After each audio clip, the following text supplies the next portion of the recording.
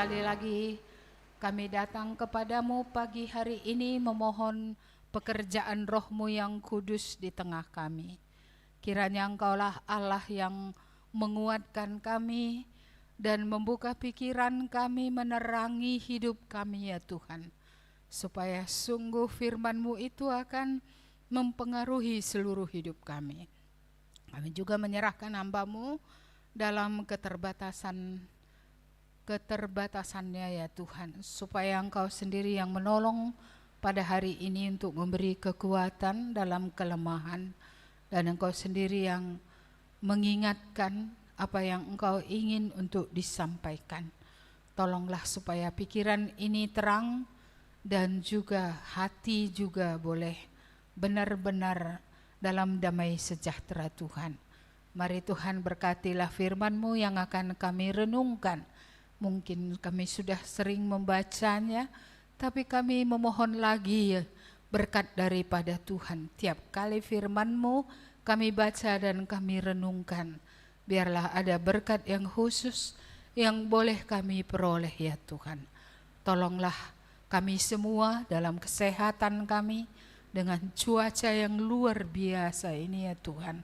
Kami mohon pertolongan-Mu supaya kami boleh disanggupkan menghadapinya.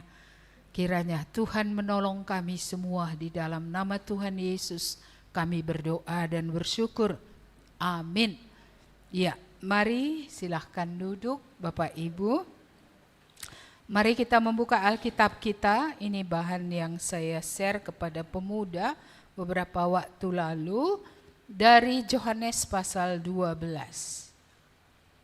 Ayat yang ke-23 sampai ayat yang ke-28 saja. Yohanes pasal 12.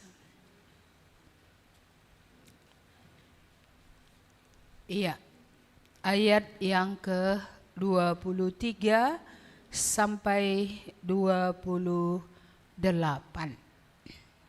Iya. Saya bacakan demikian firman Tuhan.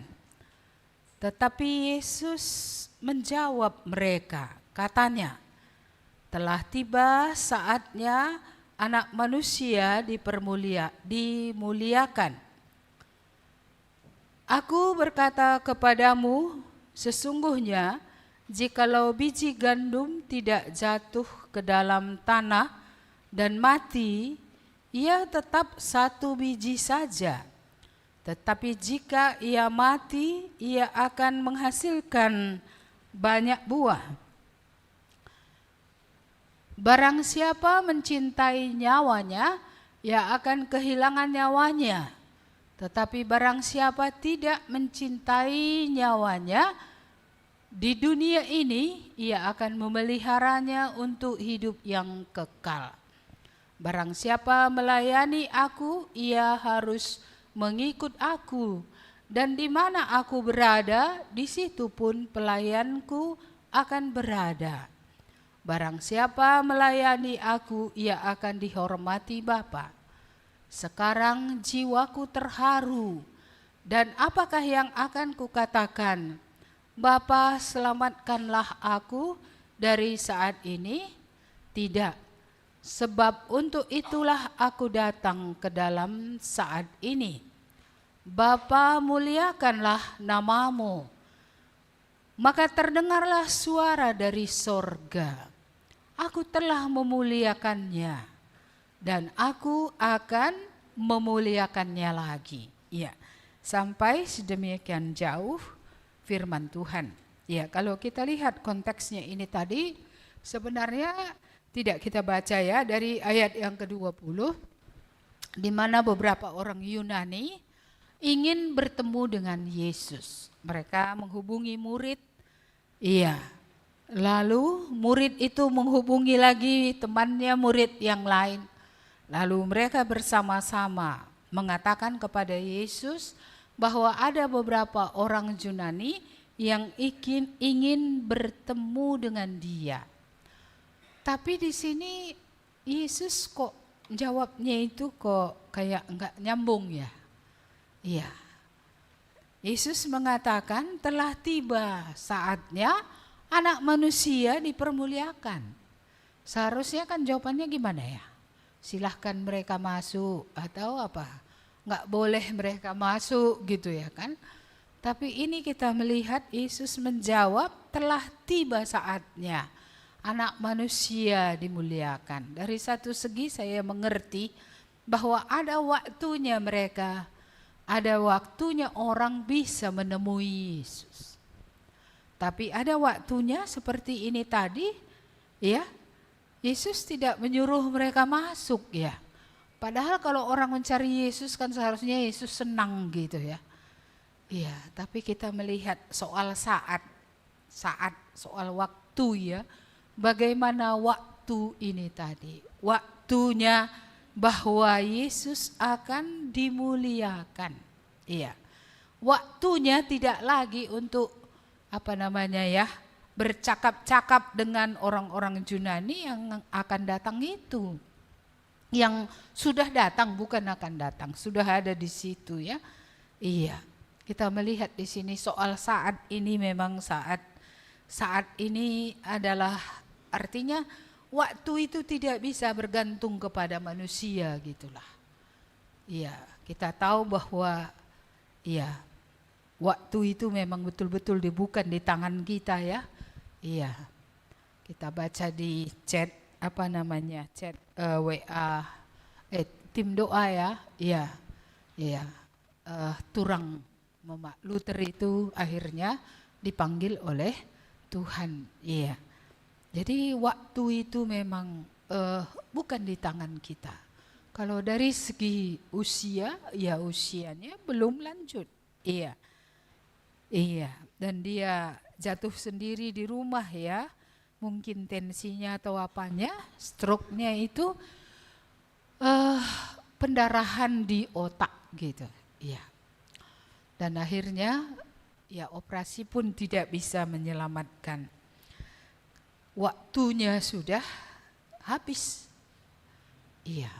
Jadi soal waktu ini diingatkan kembali tadi di sini karena Tuhan Yesus tidak mempersilahkan mereka masuk untuk ngobrol lagi dengan dia. Ini saat bukan untuk itu lagi gitu ya. Tapi ini saat untuk apa? Untuk Yesus dimuliakan. Yang menjadi renungan kita kalau Yesus dimuliakan itu seperti apa sih? Ya, sudah tiba saatnya anak manusia dimuliakan. Dalam pemikiran kita, karena kita masih berada di dunia ini, pemikiran dunia ini masuk ya, maka yang kita pikirkan kalau dimuliakan, dia akan diberi jubah yang hebat gitu ya. Iya, dia akan dikasih crown, dikasih mahkota ya. Pokoknya dimuliakan itu kayak dihormati gitulah. Seperti itu yang ada dalam pemikiran kita. Iya, tapi kita melihat di sini ya, Yesus dimuliakan, nanti what will happen? Apa yang akan terjadi? Apakah dia memang akan dimahkotai? Apakah memang dia akan diberi baju kemuliaan yang hebat? Tampil dengan penampilan yang luar biasa seperti itu. Iya, tapi kita melihat bukan itu yang akan terjadi. Iya. Belakangan ini saya sering mendapat, adalah beberapa pemberitahuan kematian. Mungkin sudah saya bilang ini ya. Iya, bahwa kalau saya lebih suka kalau orang meninggal itu, kalau memang masuk surga telah pulang ke rumah Bapa di surga atau telah kembali ke rumah Bapa gitu ya. Tapi belakangan ini ada surat-surat yang masuk telah dimuliakan. Itu mereka pakai kalimat untuk orang yang mati dan yang akan dikuburkan. Kalian pernah menerima berita duka cita seperti itu? Telah dimuliakan ayahanda kami, Syanu buat namanya gitu ya. Dia pakai kata dimuliakan. Jadi saya pikir-pikir itu datangnya dari mana ya gitu. Kalimat bahwa orang mati itu telah dimuliakan. Apakah karena Yesus akan dimuliakan dan dia akan mati ya. Sehingga itu dipakai orang, saya nggak tahu pula, belum pernah saya tanya orang yang menulis itu. Kalau saya sih lebih enjoy, saya diingatkan tentang sorga. Telah pulang ke rumah Bapa di sorga gitu ya. Itu mengingatkan kita ada sebuah tempat ya, yang menjadi ending dari hidup orang yang percaya. Karena endingnya tentu bukan di kuburan, tetapi endingnya di rumah Bapa di sorga. Jadi apa yang kita lihat di sini kalau Bapa sendiri mengatakan, Yesus sendiri mengatakan telah tiba saatnya anak manusia dipermuliakan. Dan sesudah itu apa yang terjadi? Dia ditangkap, diadili secara tidak adil, ya, dia dianiaya, ya, dia dipakukan di kayu salib. Dia mati di kayu salib. Penderitaan, suffering. Ya. Tapi mengapa dikatakan suffering ini dimuliakan? Kenapa dikatakan kematiannya di kayu salib itu, di situ dia ditinggikan, dimuliakan?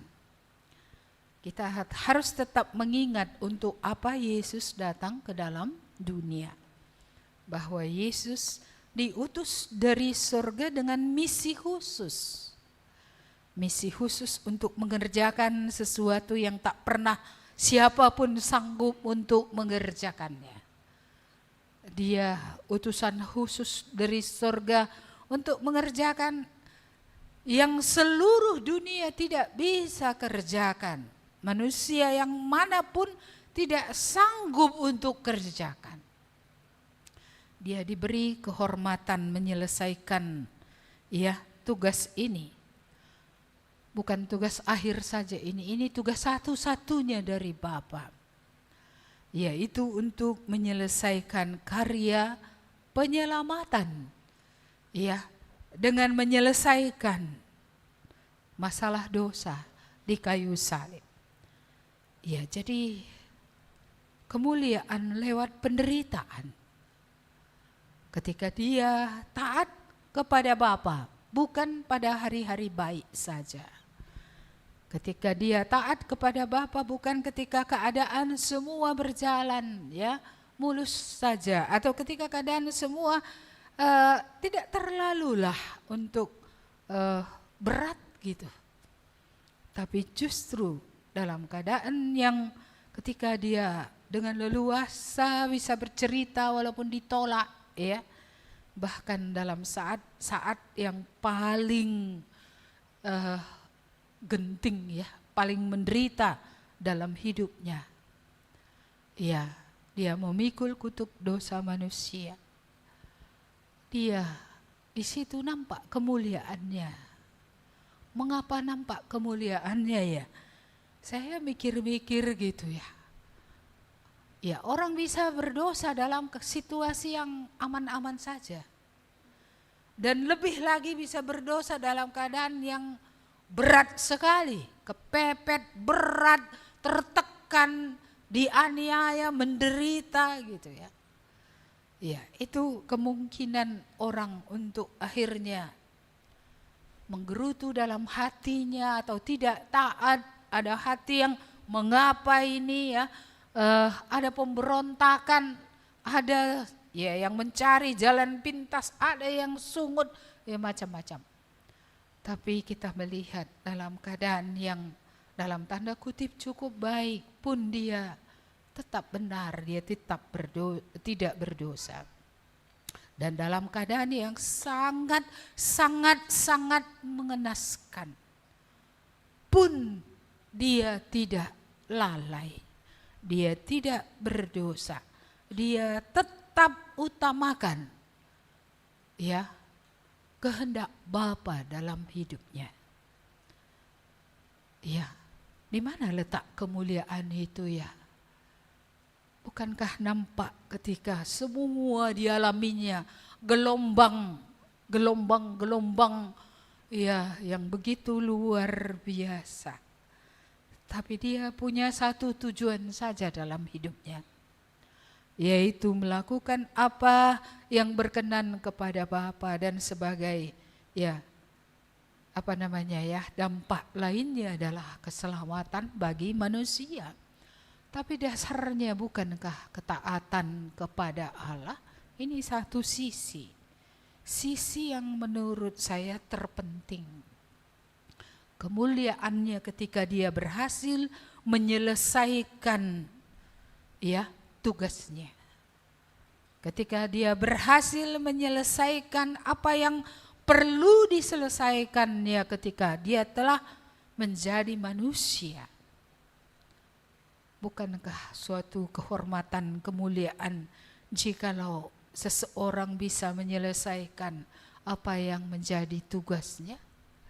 Kalau dia berdosa, dia tidak akan bisa selesaikan tugas itu. Tapi ini dalam keadaan yang menderita sekalipun satu saja dalam hatinya, bukan dirinya, tetapi yang ada dalam hatinya adalah bagaimana dia taat kepada Bapa sampai kepada akhirnya. Jadi kalau kita membayangkan kemuliaan itu pakai jubah tadi pakai crown di kepala mahkota, dielu-elukan orang dengan sorak-sorai gitu ya. Tapi kita melihat ketika anak manusia dimuliakan, dia menyelesaikan karya penyelamatan di atas kayu salib. Apa yang menjadi mandat, apa yang menjadi tujuan kedatangannya ke dalam dunia terselesaikan. Kutuk dosa itu telah dipikulnya. Pintu keselamatan terbuka. Jalan pengampunan dosa telah disediakan. Hidup manusia tidak berakhir pada maut. Namun hidup manusia berakhir pada kekekalan bersama-sama dengan Allah. Saya tidak tahu apakah kita pernah memikirkan untuk di bumi saja mendapatkan yang mulia, tak harus berjuang sedemikian. Anak-anak ini kalau mau berhasil dalam studinya, gak mungkin ongkang-ongkang kaki aja kerjanya atau ngobrol saja. Itu adalah hidup penuh ketaatan, penuh disiplin, penuh pengorbanan diri. Sehingga bisa mencapai yang terbaik. Yesus mencapai yang terbaik. Kalau kita melihat pengorbanannya dibanding seluruh penderitaan umat manusia. Walaupun manusia banyak dan dia hanya satu. Penderitaan global manusia. Penderitaan Yesus lebih besar dari penderitaan itu. Namun kita melihat bagaimana dia rendah hati submisif, sangat tunduk kepada Bapa. Sangat berjuang. Untuk apa? Supaya kehendak Bapa itu yang jadi. Masih ingat di Taman Getsemani, kita tidak pernah berdoa sampai keringat kita seperti tetes-tetes darah. Enggak pernah. Kalaupun pernah kita berdoa, paling air mata kita yang turun. Itu pun belum tahu doa itu untuk kemuliaan Allah ataukah untuk kepentingan kita.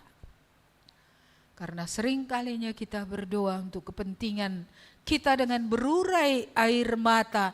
Tapi kita tidak pernah berdoa juga untuk kemuliaan Allah dengan air mata. Bagaimana dia bergumul. Bagaimana dia sungguh-sungguh berjuang. Bukan kehendakku Bapa, kehendakmu jadilah. Jadi dia bukan bergumul untuk dirinya, tapi yang digumulkannya adalah supaya apa yang menjadi kehendak Bapa itu boleh jadi. Tidak ada kemuliaan tanpa penderitaan. Tak ada kemuliaan tanpa ketaatan, submisif, penyerahan diri. Tidak ada kemuliaan tanpa benar-benar menyangkal diri. Bapak Ibu yang dikasihi oleh Tuhan, no struggle, no glory. Tidak ada pergumulan, tidak ada kemuliaan. Mari kita lihat ayat yang berikutnya, yaitu ayat yang ke-24. Aku berkata kepadamu, sesungguhnya jikalau biji gandum tidak jatuh ke dalam tanah dan mati, ia tetap satu saja. Tetapi jika ia mati, ia akan menghasilkan banyak buah. Iya, biji gandum ini adalah Yesus yang mati, menghasilkan banyak buah dari segala bangsa. Akan datang kepadanya untuk diselamatkan dari segala bangsa. Akan ada hatinya yang berbalik kepada Tuhan, kembali kepada Tuhan, kembali diatur oleh Tuhan hidup mereka, sehingga hidup mereka tidak lagi untuk diri, tetapi untuk kemuliaan Allah. Ketika orang menanam satu jagung, kalau jagung itu tetap tidak ditanam, tidak bertunas, tidak tumbuh, tidak bertumbuh, tidak bertunas, tidak bertumbuh, bagaimana dia bisa menjadi banyak? Bayangkan satu biji gandum, satu biji jagung atau satu biji padi yang ditanam.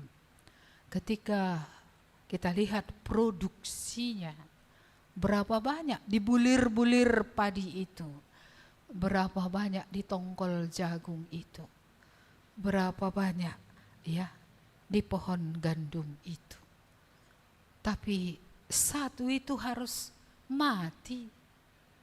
Tanpa mati tidak tumbuh yang baru, tidak bertumbuh juga bertambah besar, dan tidak akan ada produksi yang maksimal banyak, bukan saja ratusan, kadang ribuan biji jagung. Bapak Ibu yang dikasihi Tuhan, prinsip mati untuk supaya kehidupan yang baru itu ada. Itu bukan pada Yesus saja, dia harus mati sebagai biji yang ditanam. Akhirnya dari segala bangsa boleh datang kepadanya. Kita juga kalau kita terus hidup dalam zona nyaman kita tidak ada perjuangan, kita tidak ada pengorbanan, kita tidak ada penyangkalan diri, kita tidak ada kematian ego, kematian keakuan kita. Lalu bagaimana? Apa yang ditanam Tuhan bisa bertumbuh dan menghasilkan buah yang lebat? Gak bisa. Maka ini prinsip yang sama berlaku, prinsip biji ini tadi. Dia harus betul-betul mati agar kehidupan muncul. Dan bukan saja kehidupan, tapi buah yang banyak yang dihasilkannya. Ketika kita terus melekat mempertahankan keegoisan kita, ketika kita terus tidak menyangkal diri, ketika desire, keinginan kita di atas, maka tidak mungkin ada buah. Maka mengapa ada orang Kristen bertobat pada tahun yang sama, menerima firman terus menerus banyak, tapi mengapa yang satu menghasilkan buah dan yang lain tidak? Apakah di sana ada penyangkalan diri Adakah di sana mati untuk diri dan hidup bagi Allah? Adakah tujuan itu memang sudah berubah? Tuhan sudah memberi hidup dan nyawanya bagiku, maka aku hidup untuk Tuhan.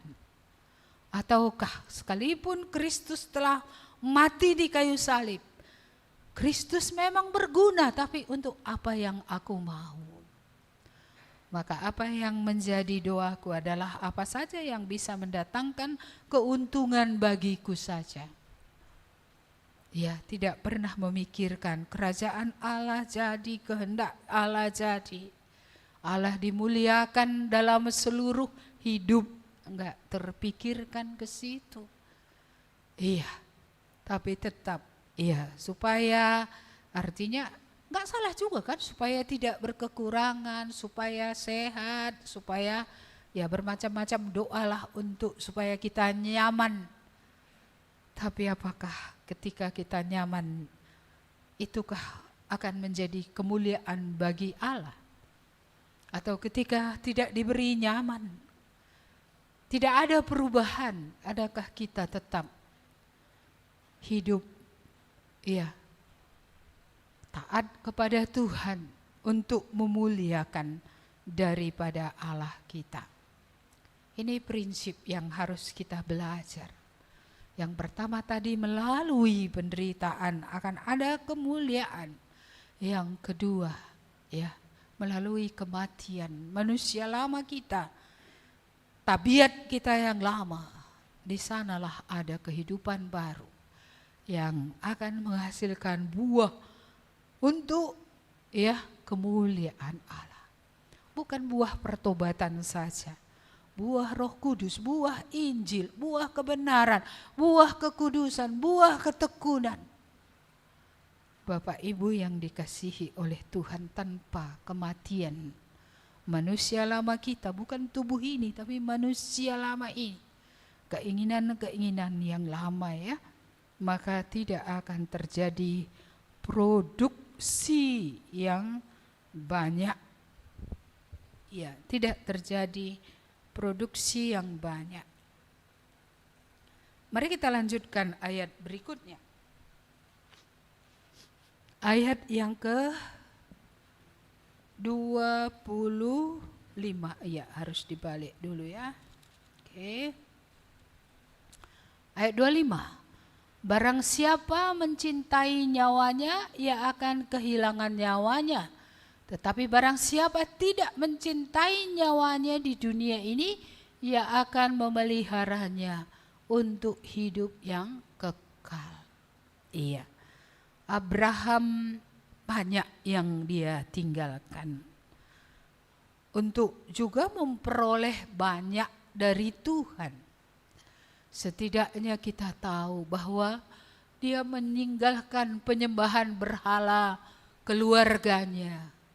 Dia bahkan meninggalkan juga negerinya. Dia meninggalkan sanak saudaranya untuk mengikut Tuhan, mengiring Tuhan kemana Tuhan suruh dia pergi. Kadang-kadang prinsip kehilangan untuk mendapat itu bisa nggak ada pada kita. Padahal harus ada yang kita kehilangan. Dan yang kita kehilangan itu pun yang diminta Tuhan yang pertama yang harus hilang dari hidup kita bukan harta kita, dosa kita.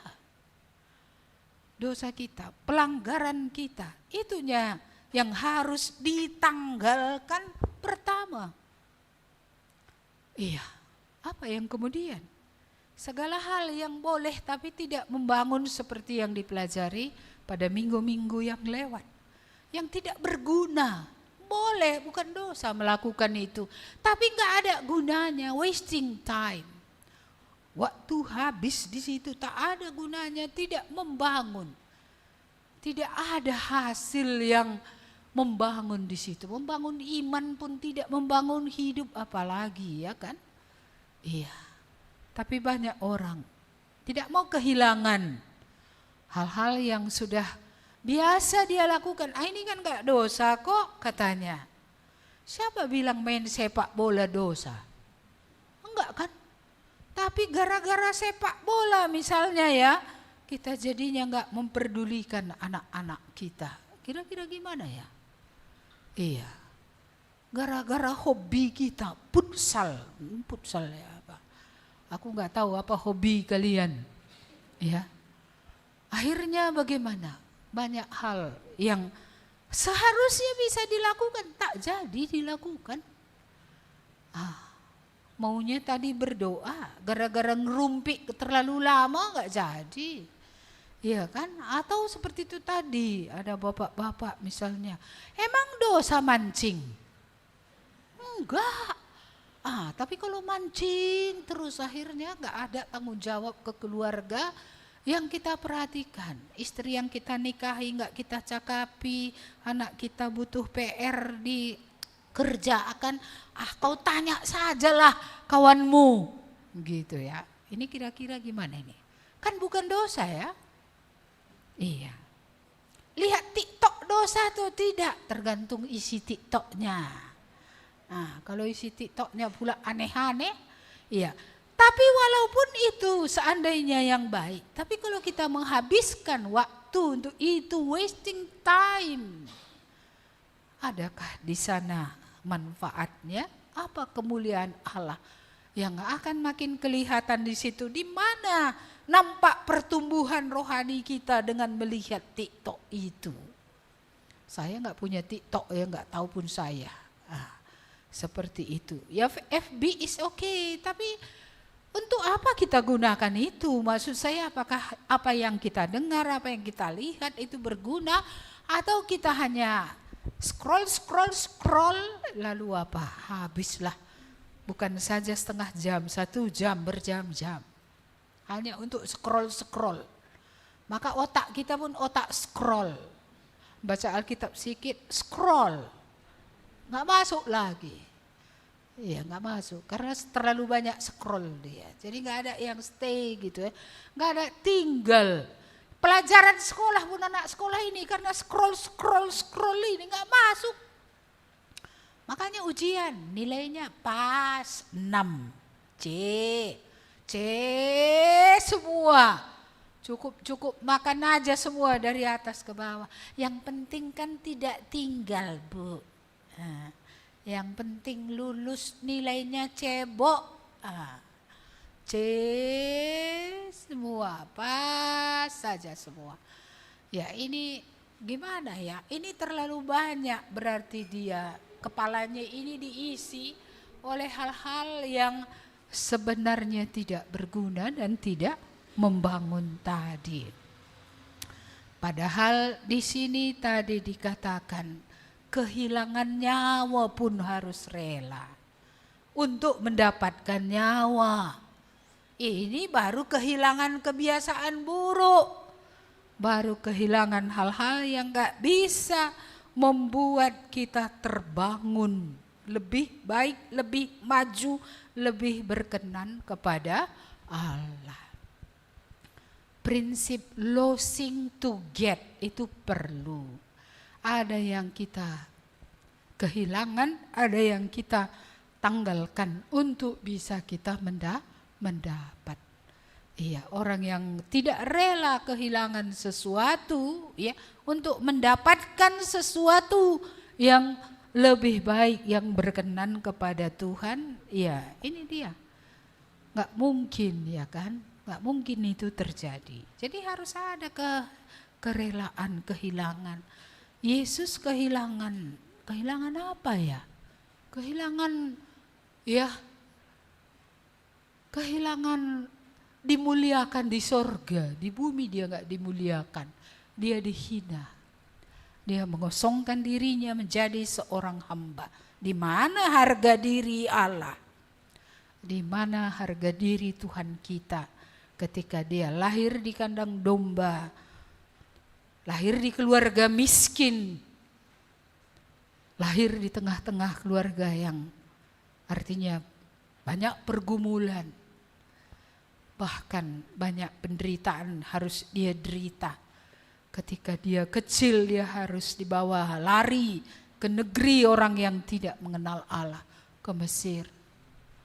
Bapak Ibu yang dikasihi Tuhan, tanpa rela kehilangan sesuatu yang tak berguna, tidak memuliakan Tuhan, kita tidak akan mendapatkan yang lebih baik, bahkan tidak akan mendapat kemuliaan.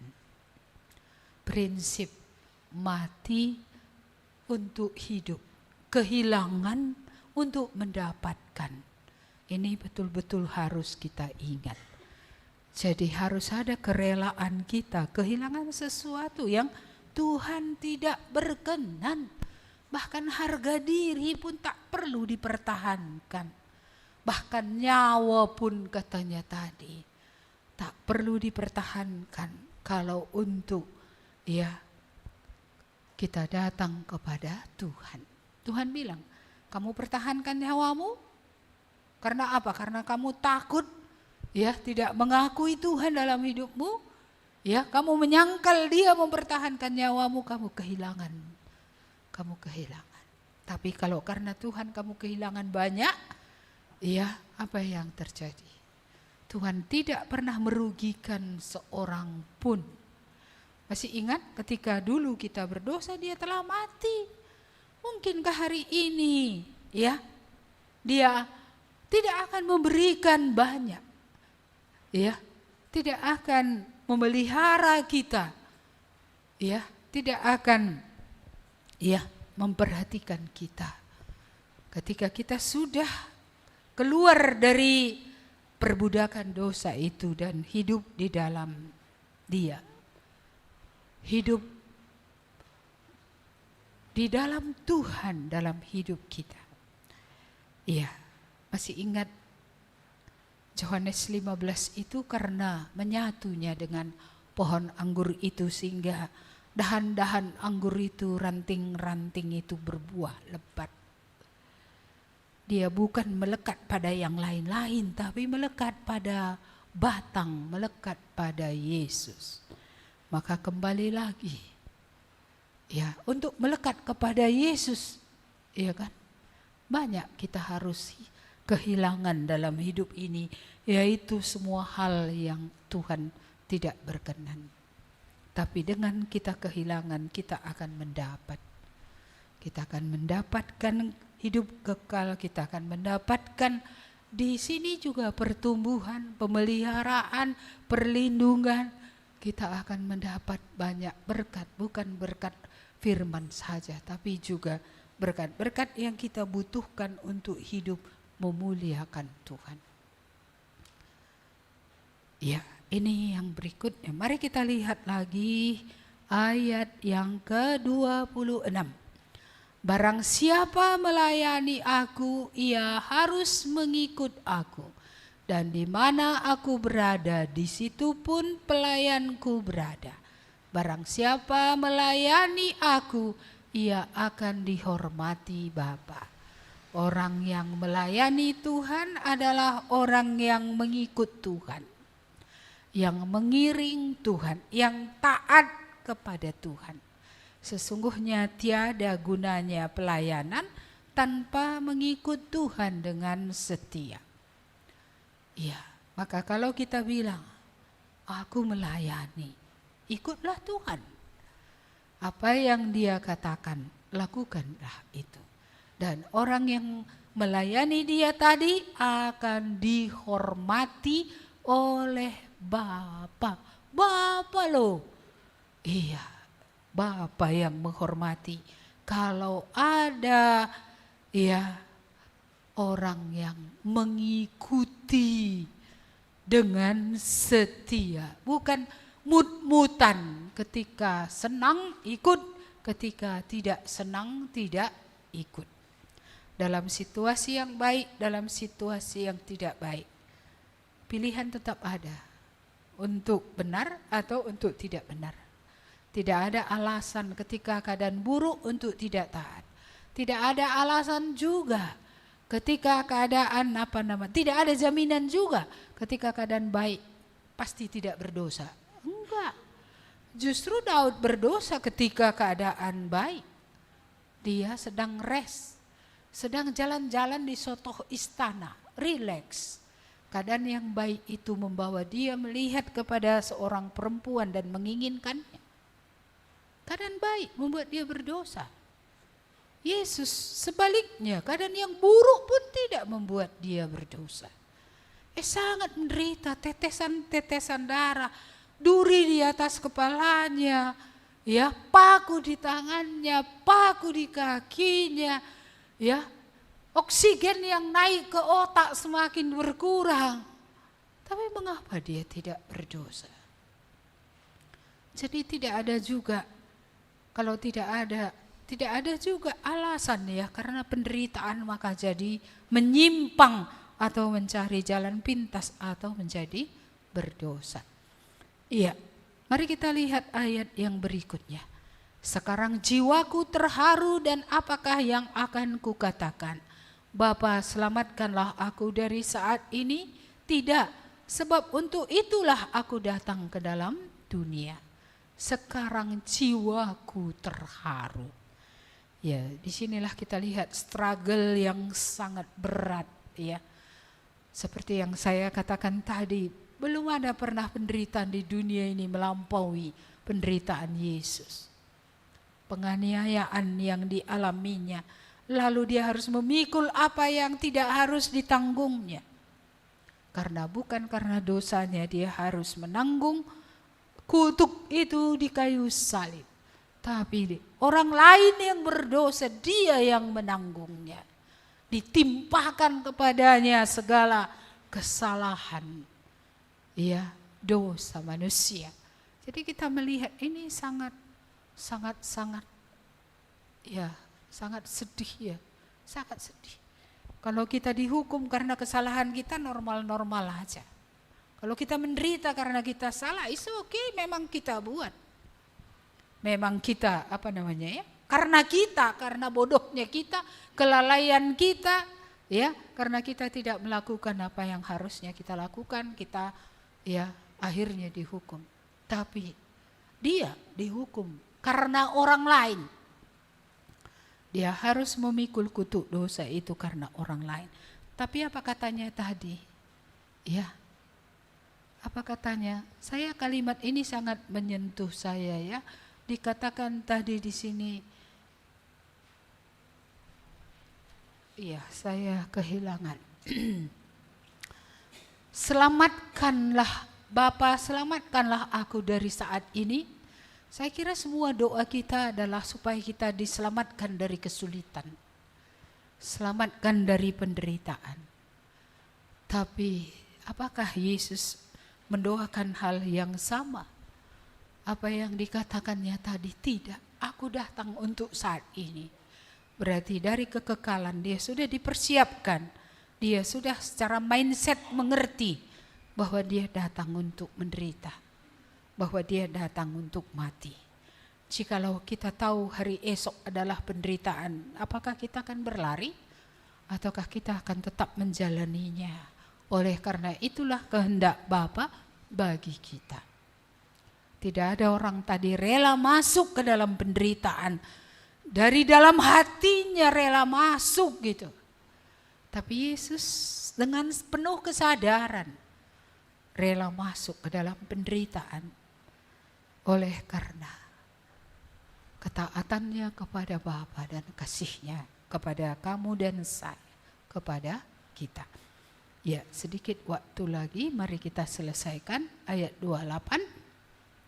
Bapa, muliakanlah namamu. Maka terdengarlah suara dari sorga. Aku telah memuliakannya dan aku akan memuliakannya lagi. Bapa, muliakanlah namamu. Iya. Bagaimana Bapa dimuliakan dalam hidup Yesus ya? Iya. Ketika Yesus tadi melakukan apa yang Bapa suruh, disitulah letak kemuliaan itu. Ketika Yesus melakukan apa yang harus dikerjakannya ya. Iya, sebenarnya ketika dia berkata-kata, apa yang dikatakannya semua jadi. Ketika dia memperbaiki hidup manusia yang rusak, itu menjadi persekot daripada gambaran surga di mana nanti tidak ada lagi sakit, tidak ada lagi penderitaan. ketika dia membangkitkan orang mati, ya, itu semua menunjukkan bukan saja kemuliaan Yesus, tapi kemuliaan Bapa. Bahwa Bapa itu sungguh luar biasa. Ya, jadi kita melihat bagaimana lagi, kemuliaan lagi.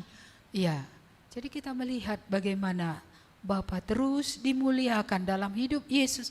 Bukan saja dalam segala mujizat, perbuatan ajaib, kebaikan, membangkitkan orang mati, menyembuhkan orang sakit, menghentikan angin ribut, melepaskan orang dari kesetanan. Tapi saya melihat kemuliaan Bapa kelihatan ketika Yesus bisa menang dalam seluruh pergumulan yang dia hadapi dalam hidup ini. Dari mana sumber kekuatannya ya? Dari mana sehingga dia sanggup ya menghadapi semua itu dan tidak kalah, tidak lari juga, tidak menyimpang, tapi tetap menang.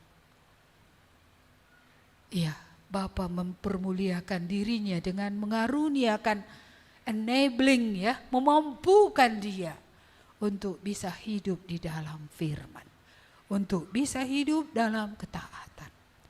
Jadi di mana Bapa bisa dimuliakan dalam hidup kita? Ketika kita juga memperkatakan firman dan apa yang kita katakan itu juga memang benar dan jadi. Ketika kita juga berdoa supaya terjadi sesuatu, Tuhan berkenan maka terjadi sesuatu. Ini gambaran kemuliaan yang akan datang di mana nanti tidak ada lagi penderitaan sama sekali. Ketika Tuhan memampukan kita untuk bisa berhadapan dengan segala macam kesulitan. Dan kita boleh tidak dikalahkan oleh kesulitan itu, tapi kita boleh menang. Bapa dimuliakan. Jadi mari kita simpulkan. Tidak ada ya kemuliaan tanpa penderitaan. Ya, mati untuk berbuah banyak. Kehilangan untuk mendapat.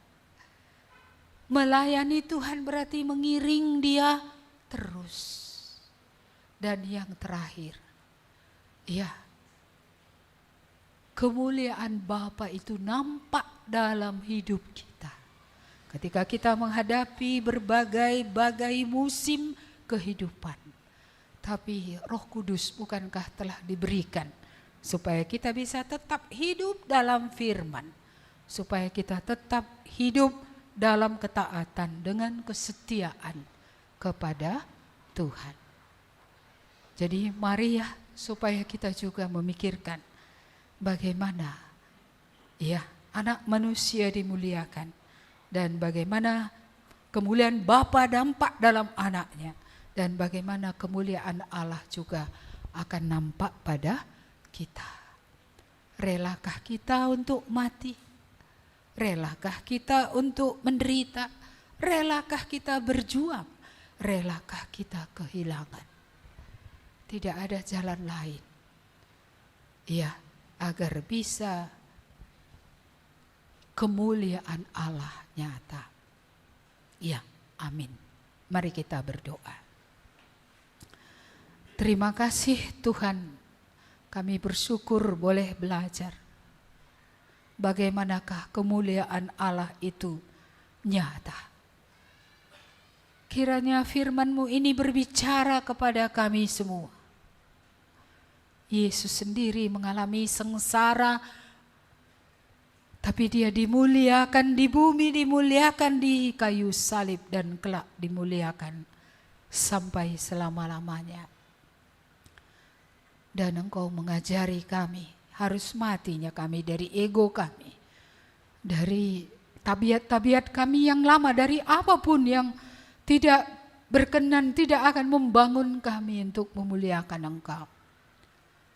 Tuhan, biarlah kami rela kehilangan mungkin hak kami, mungkin kehilangan banyak hal, supaya boleh Engkau mulia di dalam keluarga kami, dalam hidup kami. Tuhan, kami mau melayani Engkau. Kami sering mengucapkan itu. Biarlah ini kami betul-betul akan lakukan dengan mengiring Tuhan terus-menerus, bukan dalam keadaan yang baik saja, tapi dalam segala keadaan. Karena tidak ada alasan bagi kami untuk tidak menaati Tuhan. Permuliakanlah nama-Mu juga dalam kami ya Tuhan.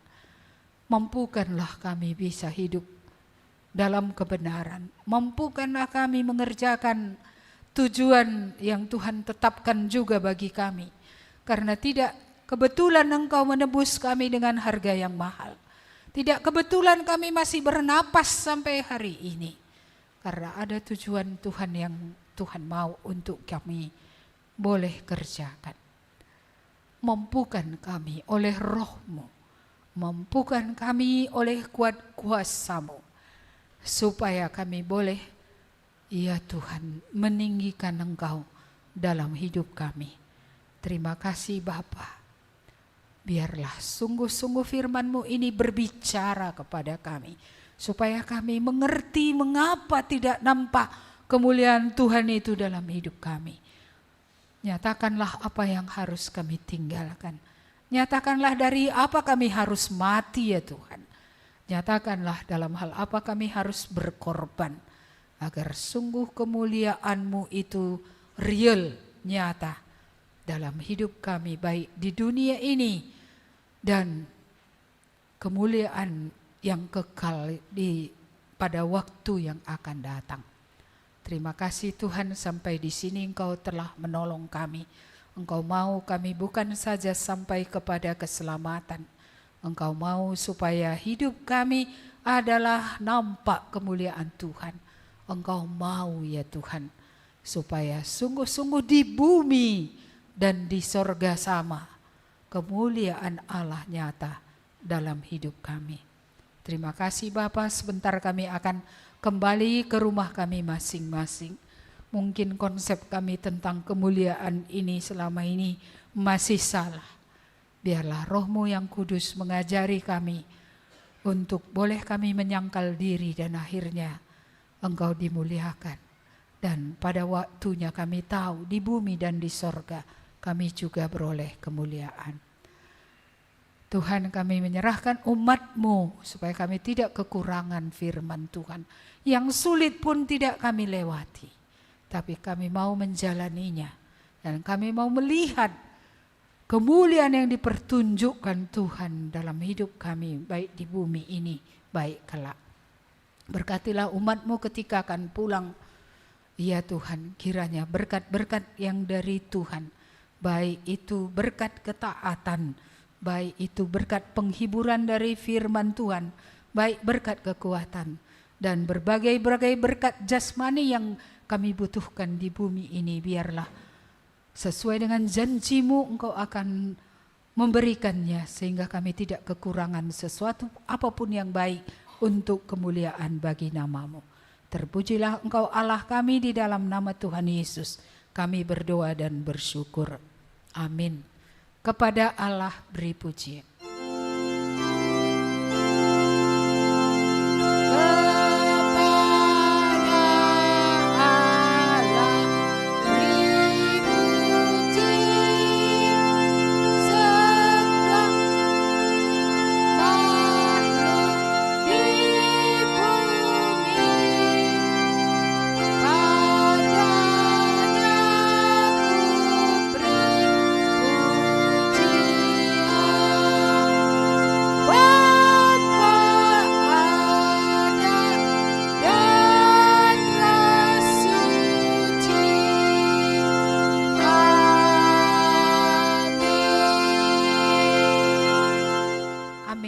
Selamat hari Minggu, Tuhan memberkati.